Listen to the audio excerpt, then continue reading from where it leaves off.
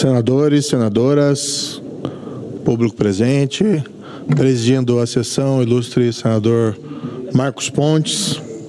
Hoje o país recebeu atônito a notícia dessa decisão da anulação das condenações do ex-ministro José Dirceu na Operação Lava Jato. Esse que é um dos grandes símbolos da corrupção do PT, dos governos do PT, dos governos do Lula. E quem diz isso não sou eu, é o Supremo Tribunal Federal.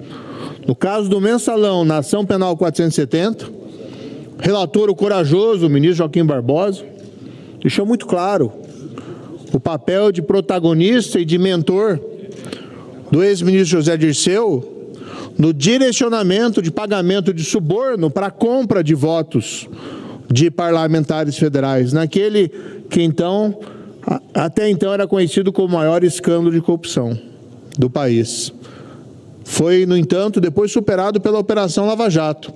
E eu retomo aqui dados da sentença que proferi, senador Girão, na época, sentença proferida em 2016, e o que dizia a sentença?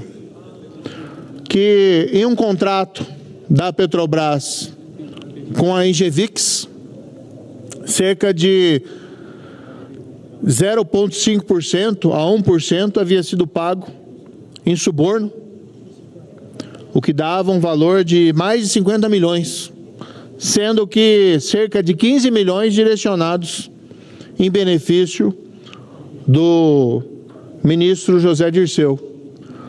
Quem diz isso não sou eu, não fui eu na sentença, porque a sentença, isso que se omite em todas essas anulações de condenações Lava Jato, todas essas sentenças confirmadas em segunda instância pelo Tribunal Regional Federal da 4ª Região. Essa, em particular, confirmada a condenação por corrupção no Superior Tribunal de Justiça. E, de repente, se cria uma fantasia, uma narrativa que não tem base fática nenhuma, de que teria havido alguma espécie de perseguição, de conluio, em relação ao ex-ministro José Dirceu. As provas, nesse caso, não se baseavam apenas na palavra de um colaborador, havia prova documental, havia um registro documental dos valores indo do contrato da Petrobras para pagamentos em benefícios do ex-ministro. Tanto era assim que eu lembro muito bem, presidi a audiência, o ex-ministro não teve condições de negar que aquele dinheiro o tinha beneficiado. Mas para buscar evitar a condenação e criar um álibi, ele afirmou que era um empréstimo. Ele havia recebido empréstimo do intermediador de propina, de suborno, no caso da Petrobras. Claro que era um álibi que não sustentava. Primeiro porque não tinha contrato, não tinha dinheiro voltando, era só dinheiro indo para ele. Não era nada declarado em nenhum lugar. E claro, também não correspondia à realidade dos fatos afirmado pelo intermediador de propina que fez o acordo de colaboração premiada. Agora, onde nós vamos chegar com essas anulações por decisões monocráticas? Aqui, diga-se, contrariamente ao parecer do Procurador-Geral da República, que disse: esse caso não tem nada a ver com o anterior, que era o caso do Lula, que eu também já me manifestei, a meu ver, um baita erro judiciário, que acabou resgatando o ex-presidente das suas condenações por corrupção, da sua responsabilidade, inclusive política, pelos esquemas de corrupção descobertos no Mensalão e descobertos na Lava Jato. Aqui falo responsabilidade política, porque aconteceram durante os governos dele. Mas agora se estende esse mesmo entendimento, com menos base ainda, com base fática nenhuma, uma narrativa fantasiosa que seria um passo para chegar ao ex-presidente Lula, e se beneficia aquele que o próprio Supremo Tribunal Federal identificou como mentor de um grande esquema de corrupção chamado Mensalão. Mas onde nós vamos chegar com isso? Quando se abdica da justiça, quando se deixa a integridade de lado, quando a honestidade é abandonada, onde nós vamos chegar?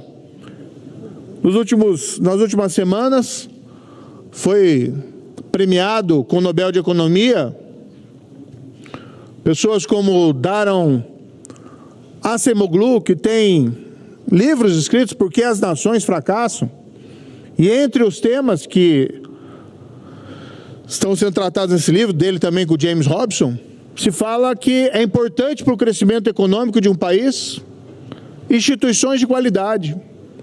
E entre essas instituições de qualidade, nós temos o império da lei, o chamado Rule of Law, que exige que as pessoas sejam tratadas de maneira igual, tanto para receberem os benefícios sociais, benefícios do Estado, mas também por responderem pelas infrações à lei quando assim agirem. Não há crime mais grave do que a corrupção, porque ela atinge a própria noção básica de sociedade, porque ela atinge os fundamentos da democracia, que é baseada na ideia de que os governantes têm que governar para os governados, e não na busca do seu interesse pessoal ou do seu enriquecimento pessoal. E quando a gente vê nesse governo Lula a política do vale tudo, que se abandonou por completo a prevenção e o combate à corrupção, que inclusive vitórias pretéritas no combate à corrupção vêm sendo sistematicamente demolidas, sem que hajam razões para tanto. A indagação é que onde nós vamos chegar com esse país? Como é que você vai defender para o cidadão comum de que vale a pena ser honesto, de que a lei deve ser respeitada? Quais são as bases e os fundamentos que nós estamos construindo para esse país? Repito, ainda, e eu nego isso, ainda que nas minhas condutas houvesse algum vício, alguma parcialidade em relação a esse caso, que jamais houve, são fatos objetivos, reconhecidos de uma sentença, fatos, provas e lei. Essa sentença havia sido mantida pelo Tribunal da Quarta Região, pelo STJ. Nós vamos acreditar que todos estavam envolvidos, então, em uma gigantesca conspiração para perseguir politicamente alguém, para condenar um inocente. E vejam esse dado que é interessante. Até hoje eu não vi nenhuma condenação da Operação Lava Jato ser reformada ou anulada com o argumento de que o condenado era inocente. Porque não ousam fazer isso, Sandor Cleitinho, porque as provas são categóricas, porque todos nós sabemos o que aconteceu. Não são palavras de colaboradores, há prova documental, há confissões de corruptores, há confissões de corrompidos. Outros países reconhecem esse trabalho. Recentemente ouvimos a notícia lá do Peru, condenação do ex-presidente Alejandro Toledo por ter recebido subornos da Odebrecht.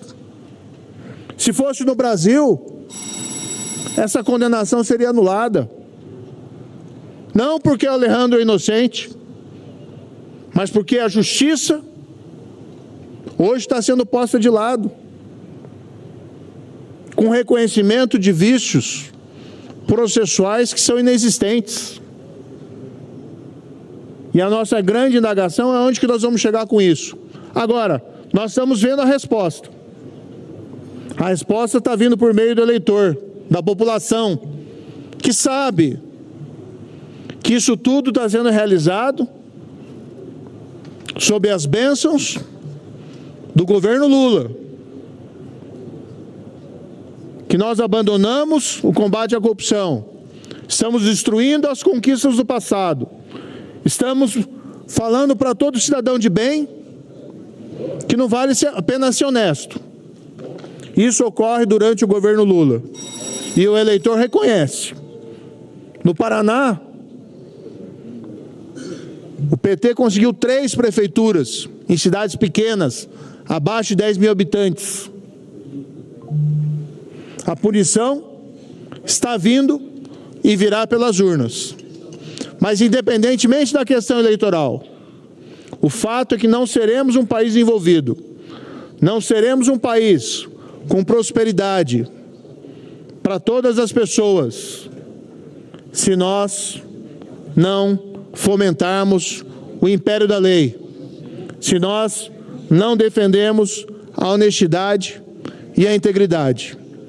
E essas decisões, como essa, feita em contrariedade, inclusive ao parecer do Procurador-Geral da República, nos levam para um caminho errado. Nos levam para um mundo sem justiça e sem esperança. Mas tenho certeza que a chama permanece e que um dia a justiça ainda vai prevalecer nessa terra. Muito obrigado.